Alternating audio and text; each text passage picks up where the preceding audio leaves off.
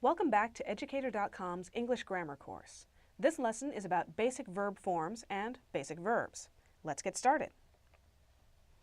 All right, to begin with, we're going to ask, what is a verb? We're going to learn what they are, how they work, what they do, how to use them. We're going to look at the 5 major kinds of verbs: action verbs, linking verbs, helping or auxiliary verbs, transitive verbs, and intransitive verbs.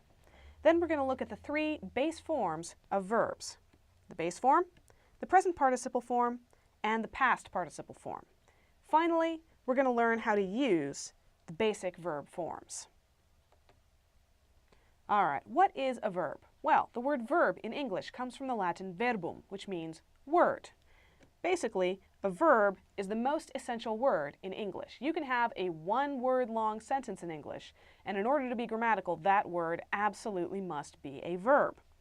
Verbs express an action or a state of being.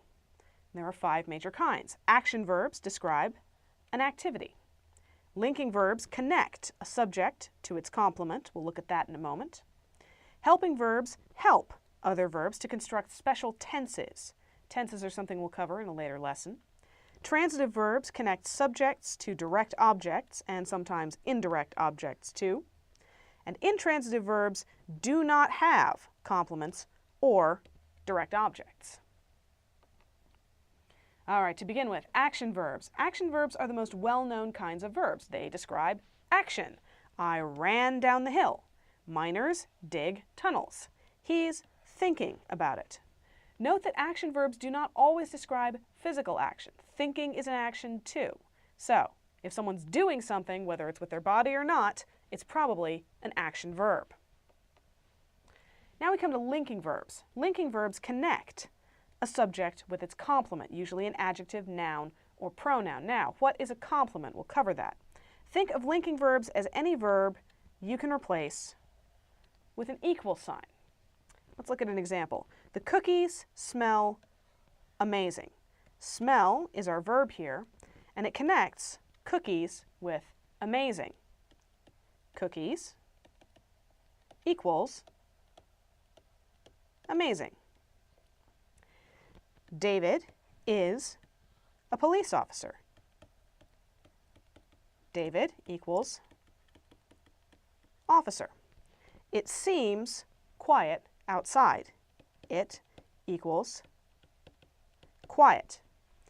A complement is a noun, a pronoun, or an adjective that is described in a sentence as being equivalent to the subject. It's the thing on the other side of the equal sign. All right, helping verbs. Helping verbs are usually forms of the verbs to be or to have. They are used alongside other verbs to form special tenses. We're going to cover tenses in detail in a later lesson, but for now, let's look at a couple of examples of helping verbs so you'll recognize them when you see them. She has traveled the world. Traveled is the helping verb helping the main verb. Has is the helping verb helping the main verb, traveled. They are coming to visit. Are is the helping verb helping the main verb, coming. And Sarah has taken the bus before. Has is the helping verb helping the main verb, taken. Okay, transitive verbs. Now here we get into something just a little bit complicated because the same verb can be several kinds of verb at once. Action verbs, for example, can be either transitive or intransitive verbs. So, what's a transitive verb? Transitive verbs take a direct object and sometimes an indirect object too. The way I remember this is transit usually refers to transportation or to travel. Transitive verbs take you to that object. The forward kicked the ball. The direct object is ball. Ball is what is receiving the action. The transitive verb kicked takes you to the direct object, ball. Pass me that book, would you? Book is the direct object. It's receiving the passing. It's being physically handed over. And me is the indirect object. I'm receiving the book, although not the pass. I enjoy riding horses. The horses are receiving the riding, so they're the direct object, so riding is a transitive verb. Intransitive verbs, as the name might suggest, an intransitive verb is any verb that doesn't take a direct object. So the dog howled. It didn't howl anything in particular, it just howled. The firefly glowed. Nothing received the glow, the firefly just did it. And I want to run. I don't want to run any particular thing, I just want to run. Intransitive verbs. Okay, basic verb forms. Verbs change their shape according to the time in which they take place. There are 3 basic forms used to create all these different tenses. Now we're going to go into tenses in detail in the next lesson. For right now, we need the forms that are the building blocks of those tenses. The base form of a verb is the first person singular present tense, the form you'd use in the sentence I blank, or after to. All right, so there's the base form. The present participle form is usually created by adding ing to the base form. And the past participle form is created by adding the suffix d or ed to the base form. The base form of a verb. Base form of a regular verb, and we'll cover irregular verbs later, is the first person singular present tense. It's also used to form the infinitive, which we use to describe verbs as abstract concepts. Pretty much any time you hear an English teacher talk about a verb in the abstract, use the verb blah blah, they will say to blah blah. Let's look at some examples. I walk. The verb here is to walk, and the base form is walk. I speak. The infinitive is to speak, and the base form is speak. I think. The infinitive is to think, and the base form is think. Seems pretty simple, right? Well, we're going to build on it. Let's look at the present participle form, which is a very long name for a pretty short suffix. The present participle form is created by adding the suffix ing to the base form. It's used to form specific tenses. So, I am walking.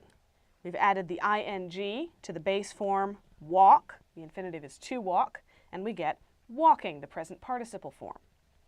If the base form ends in e, this is important, you take the e off first and then you add the ing. So the base verb to stare, the verb to stare and the base form stare becomes staring.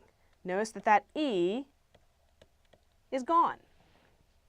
And finally, if the last syllable of the base form has a short vowel sound followed by a consonant, you double the consonant. This is all about sound. So in this case, we have the infinitive to rap, the base form is rap, and the present participle is rapping. We doubled that P to get rapping. Otherwise, if you left the P off, then it would look like raping, and you would have an entirely different sentence. Okay, the past participle form. The past participle form is usually created by adding the suffix ed to the base form of a verb. I walked to school. There's our friend walk again. Base form walk. We add the ed, and we get walked. Now, there are some complications. If the base form ends in e, just add d. So there's our old friend stare, and it becomes stared. We've just added the d. And if the base form ends in y, change the y to an I and add ed. The baby cried. The infinitive is to cry. The base form is cry. We get rid of that y, we turn it into an I, and we get, with ed, cried. All right. You've learned the rules for forming the basic verb forms. See if you can fill in the missing forms on this chart. Take a good look. We've got the base forms fade, snore, and dry. The present participle sighing and dancing, and the past participle sewed. See if you can figure out what goes in the blanks. And there we have it. Fade with the present participle becomes fading. We took that e off to add the ing, but to turn it into faded, we just added a d. Sighing, you knew the base form would have to be sigh, which means the past participle is sighed. Snore, we took the e off to make snoring, and we just added a d to it to make snored. Dance, if you know your English spelling, you knew it ended with an e, so that gives you your base form and your past participle form. Dry, of course, becomes drying, but because dry ends in that y, we have to turn it into an I and add the ed to get dried. And sewed becomes the base form sew, and the present participle sewing.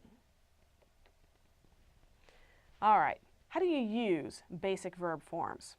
Simple review, use the base form as the foundation of other forms. Use the present participle form to create the present progressive tense and gerunds. We'll go over both of those in a later lesson. And finally, use the past participle form to create past tense forms. Again, tenses in the next lesson in the series. See if you can find the verbs in these sentences. I'm going to bake a cake. The trees rustled in the wind. Please put the plates on the table. I love that movie. There's a baby crying in the next room. And he walked his dog every day. Take a good look, pause the video if you need to, see if you can find the verbs. And there they are. I'm going.